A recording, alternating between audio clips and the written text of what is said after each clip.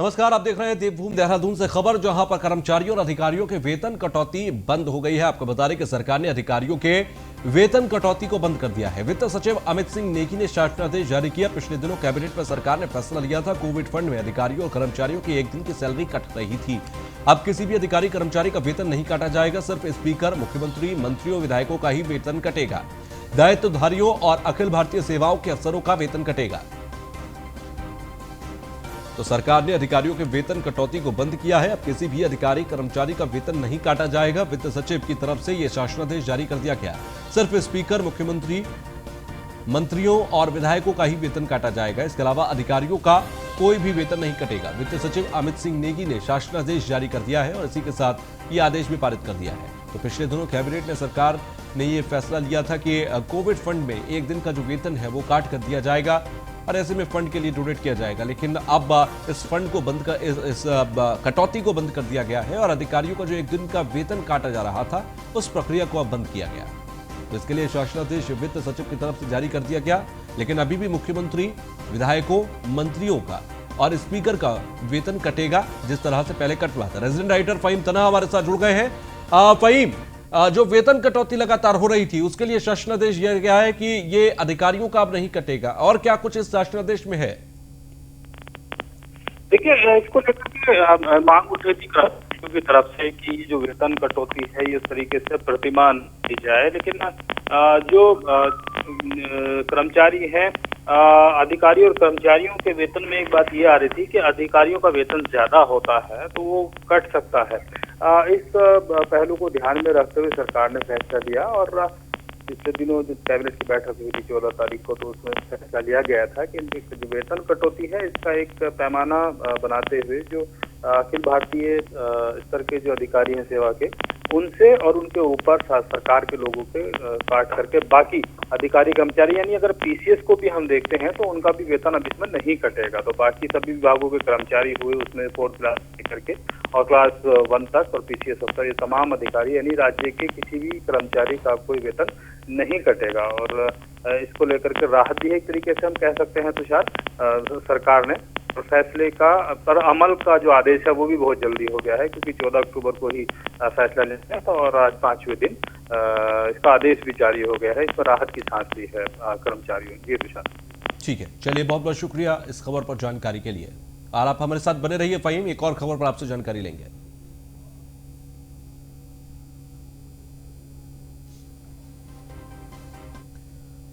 खबर देहरादून से ही है, जहां पर पर्यटन सचिव दिलीप जावलकर ने निरीक्षण किया। यात्री सुविधाओं और स्थापना कार्यों का निरीक्षण किया गया। डेवलपमेंट बैंक के माध्यम से करवाए जा रहे कार्यों का निरीक्षण किया गया। तुंगनाथ यात्रा को संचालित करने में देवस्थानम बोर्ड को सक्रिय भूमिका निभानी है। ट्रैकिंग रूट पर ठोस अपशिष्ट प्रबंधन हेतु जरूरी इंतजाम किए जाएंगे। पर्यावरण विकास समिति का गठन भी किया जाएगा, दिलीप जावलकर की तरफ से कहा गया। तो तुंगनाथ के लिए ये जो तमाम व्यवस्थाएं हैं उसको लेकर बातचीत हुई और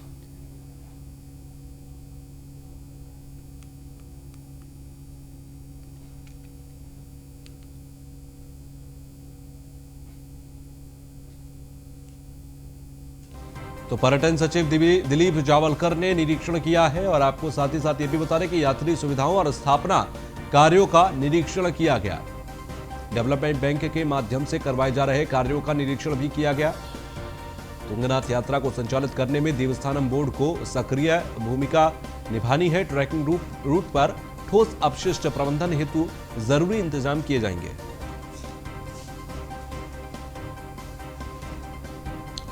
तो पर्यटन सचिव दिलीप जावलकर ने इस पूरी व्यवस्था का जायजा लिया, निरीक्षण किया।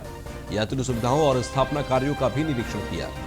डेवलपमेंट बैंक के माध्यम से करवाए जा रहे कार्यों का भी निरीक्षण किया गया।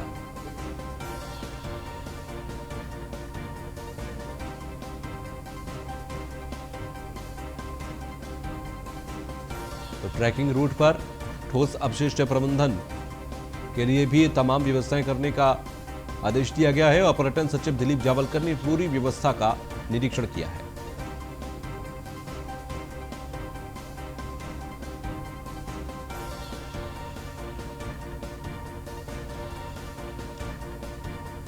रेजिडेंट राइटर फहीम तना युवा फिर हमारे साथ जुड़ गए हैं।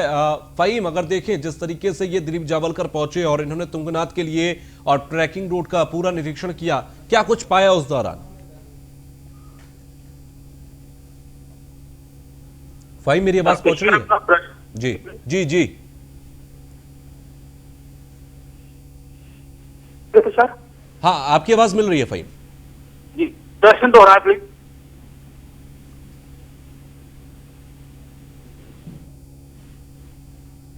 आपकी आवाज हम तक ठीक तरीके से नहीं आ पा रही है फहीम।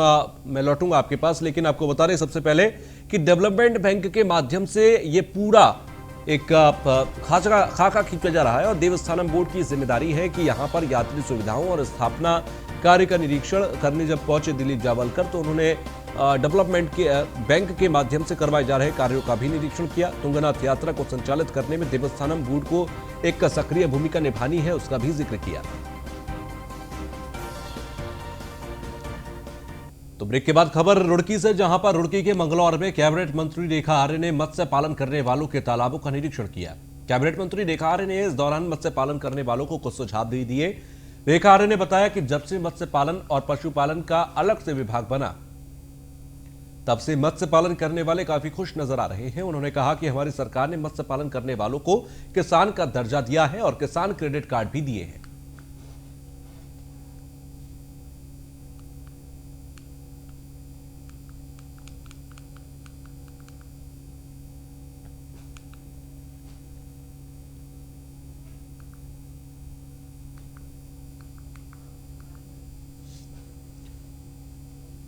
तो कैबिनेट मंत्री रेखा आर्य ने मत्स्य पालन करने वालों को सुझाव भी दिए। रुड़की की ये खबर है, जहां पर कैबिनेट मंत्री रेखा आर्य ने तालाबों का निरीक्षण भी किया है।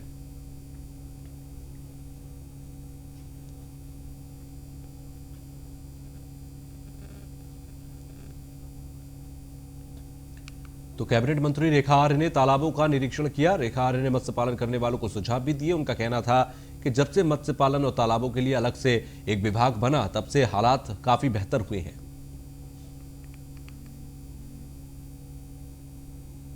किसान गोष्ठी का एक कार्यक्रम था और तालाबों का निरीक्षण मैडम जैसा कर रही थी, तो उसकी आई थी। इन्होंने यहाँ बच्चा छोड़ा था तालाब में, छोटा बच्चा, तो उसको देखने आई थी कि उसकी कितनी ग्रोथ है और क्या उसका वो चल रहा है। उन्होंने बताया, मैडम ने देखा, उन्होंने पूरा बच्चे का निरीक्षण करा, जाल लगा तालाब के अंदर, जाल लगवा कर देखा, तो उन्होंने ये देखा कि काफ़ी अच्छी तरीके से मछली की ग्रोथ हो रही है और देखभाल के उन्होंने बताया कि काफ़ी अच्छी देखभाल मछली की चल रही है। खबर रुड़की से, जहां पर प्रधान सहित 3 लोगों के खिलाफ मुकदमा दर्ज हुआ। सिविल लाइन कोतवाली में दर्ज हुआ मुकदमा। अवैध वसूली और मारपीट के आरोप में यह मुकदमा दर्ज हुआ।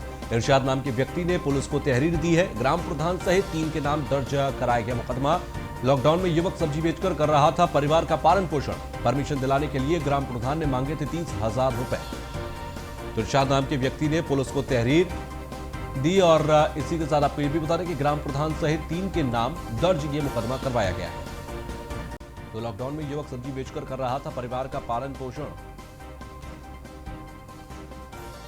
तो रुड़की से खबर है, जहां पर गंगनहर कोतवाली में तैनात हेड मोहर्रिर की मौत हो गई है और संजीव यादव की हार्ट अटैक से मौत हुई है।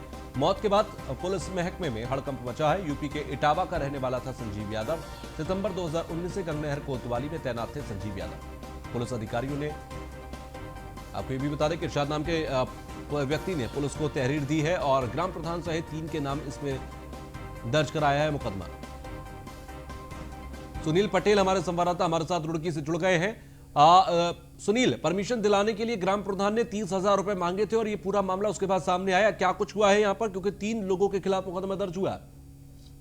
जी बिल्कुल, आपको बताना चाहूंगा, जिस तरीके से जो है ग्राम प्रधान मुस्कान है जो नगर अहमर्ती की, ये लगातार जो है विवादों में घिरी रहती है, लेकिन इस बार मामला निकल कर आया है जिसमें एक जो युवक था वो सब्जी बेचकर अपने परिवार का पालन पोषण कर रहा था, जिसको वहां पर सब्जी बेचने के एवज में जो ग्राम प्रधान ने जो है लॉकडाउन के चलते उससे 30,000 रुपए मांगने की एक डिमांड रखी थी कि 30,000 रुपए दोगे तो आपको परमिशन दे दी जाएगी यहाँ पर सब्जी बेचने की।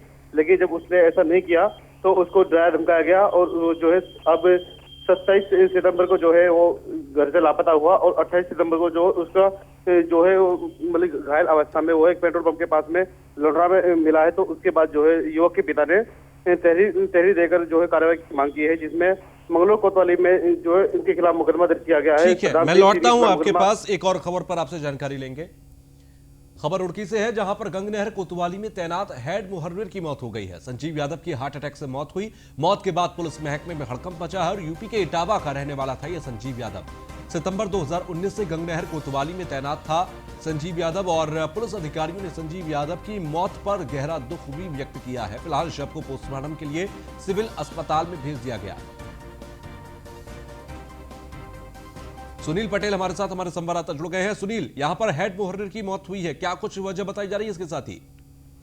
बिल्कुल आपको बताना चाहूंगा, जिस तरह से जो संजीव यादव था, हेड मुहर्रिर था यहाँ पर कोतवाली के अंदर, इनका बहुत ही अच्छा व्यवहार था, किसी को भी निराश करके नहीं भेजते थे। और आज सुबह अचानक ही इनको हार्ट अटैक आया। हार्ट अटैक आने से इनकी जो है मौत हो गई, जिसके बाद जो है इतना पुलिसकर्मी इनको हॉस्पिटल लेके जाते, उससे पहले इनकी मौत हो चुकी थी, जिसकी जानकारी जो है सभी पुलिसकर्मियों को मिली और जिस सभी ने जो है एक शौक जताया। और उनको मतलब कि बहुत ही अच्छे व्यवहार के ये व्यक्ति थे जो यहाँ पर काम कर रहे थे। लगभग 19 सितंबर ये जो है 2019 सितंबर से यहाँ पर तैनात थे, जिसके बाद से अभी भी इनकी जो है इनके मरने की जो खबर मिली है, हार्ट अटैक से इनकी मौत हुई है। तो सभी पुलिसकर्मियों में जिले के सभी पुलिसकर्मियों में शोक की लहर है। ठीक है, बहुत बहुत शुक्रिया।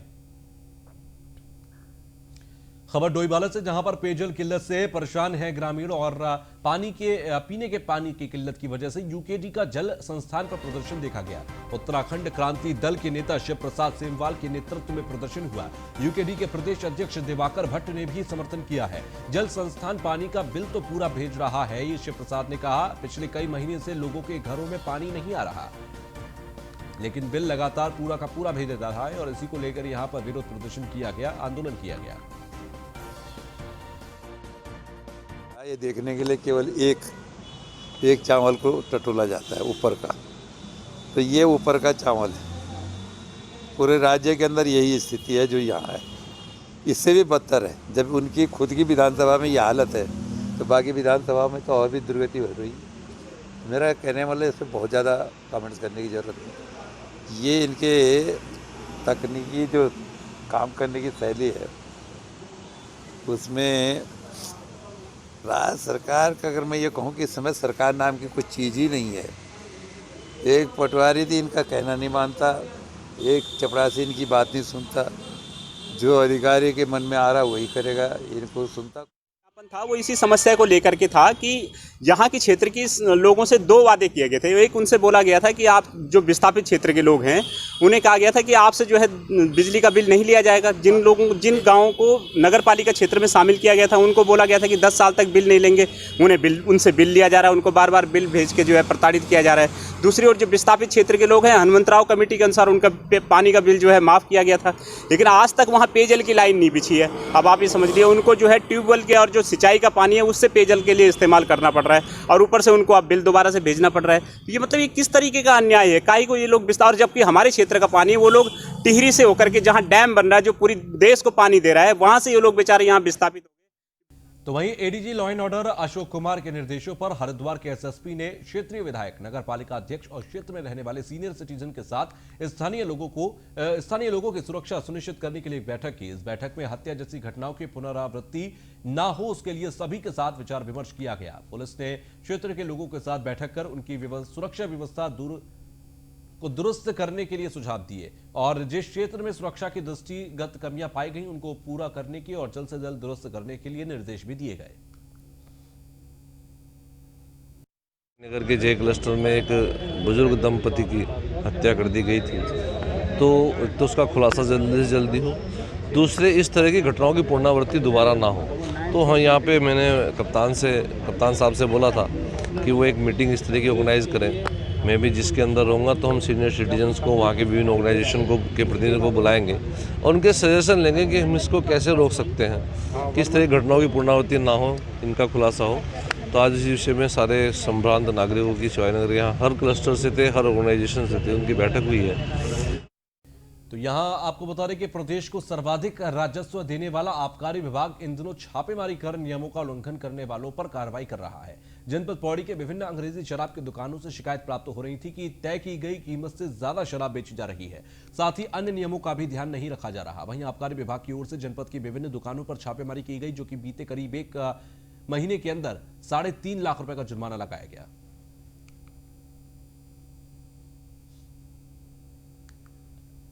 हमारी तरफ से जो जिन दुकानों की छापेमारी की गई वो 11 दुकानें हैं। उन पे कार्रवाई की गई है और 3.5 लाख का जुर्माना उन पे वसूला जा चुका है हमारे द्वारा, और आगे भी इस पर कार्रवाई जारी रहेगी। हमारे पास 111 करोड़ का लक्ष्य है 1 साल का, और हमने अभी तक 76 करोड़ प्राप्त कर लिए हैं। तो देवभूमि में फिलहाल के लिए बस इतना ही। आगे भी खबरों का सिलसिला लगातार जारी है।